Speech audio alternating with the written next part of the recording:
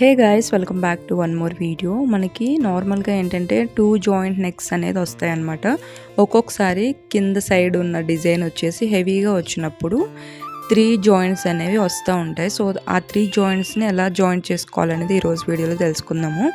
And నేనైతే కనుక నా నెక్ డిజైన్ వచ్చేసి నేను 90 పెట్టుకున్నా, అటు ఒక 90 ఇటు ఒక 90. అండ్ ఇక్కడ వచ్చేసి ఏంటంటే మనకి ఇదిగోండి ఫ్రేమ్ అనేది అడ్డంగా పెట్టుకోవాలి. అడ్డంగా పెట్టుకున్న తర్వాత మనకి ఎగ్జాక్ట్గా నీడిల్ పాయింట్ అనేది మనకి మిడిల్లో ఎక్కడైతే ఉందో అక్కడికి వెళ్ళిపోతుంది. అంటే ఎగ్జాక్ట్గా మనకి నీడిల్ పాయింట్ దగ్గరికి మనము స్టిచ్ చేయాల్సిన క్లాత్ అనేది ప్లేస్ చేసుకుంటే సరిపోద్ది.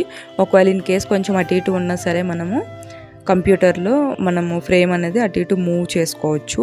అండ్ ఇక్కడ వచ్చేసి ఏంటంటే మనము ఇలా 3 జాయింట్స్ చేసేటప్పుడు క్లాత్ అనేది సహజంగానే కొంచెం లూజ్ అయిపోతుంది. ఎందుకంటే ఇదిగోండి ఇక్కడ ఇంత హెవీ వర్క్ చేసిన తర్వాత మనము ఇలా ఫ్రేమ్ బిగించడం వల్ల ఏంటంటే మధ్యలో కొంచెం గ్యాప్ లాగా వస్తుంది అనమాట. రైట్ సైడ్ చూడండి ఫ్రేమ్ కిందకి వర్క్ వెళ్ళింది కదా, సో అందుకని లెఫ్ట్ సైడ్లో కూడా కొంచెం మనకి క్లాత్ అనేది కొంచెం లూజ్గా అయిపోయినట్టు ఉంటుంది. అది ఇంకా మనం ఎంత ట్రై చేసినా కానీ టైట్ అవ్వదు.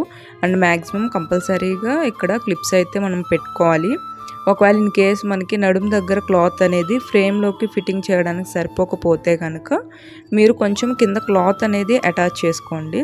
అండ్ 3rd జాయింట్ వచ్చేసి ఏంటంటే మనకి లెఫ్ట్ సైడ్ అతికేసిన తర్వాత రైట్ సైడ్కి కూడా అతికినప్పుడు మనం మిడిల్ పాయింట్ అనేది పెట్టుకుంటాం కదా, సో అదే మిడిల్ పాయింట్కి మనము ఈ 3rd జాయింట్ కూడా అక్కడే స్టార్ట్ చేసేసుకుంటే కనుక మనకి ఎగ్జాక్ట్గా వచ్చేస్తుంది. ఒకవేళ కొంచెం అటు ఇటుగా ఉంటే కనుక ఒక్క పాయింట్ ఫ్రేమ్ అనేది కిందకి మూవ్ చేసుకోండి. అండ్ 3rd మనం జాయింట్ చేస్తాం కదా, ఆ పార్ట్ వచ్చేసి ఇప్పుడు నేను 90 తీసుకున్నాను అనుకోండి, 90లో జస్ట్ ఒక పాయింట్ తక్కువ 89 అలా తీసుకోండి అనమాట. జస్ట్ ఒక పాయింట్ అనేది తగ్గించడం వల్ల ఏంటంటే మనకి పర్ఫెక్ట్గా మ్యాచ్ అయిపోతుంది. మళ్ళీ వీడియోలో మళ్ళీ కలుద్దాం. అంతవరకు బాయ్ బాయ్.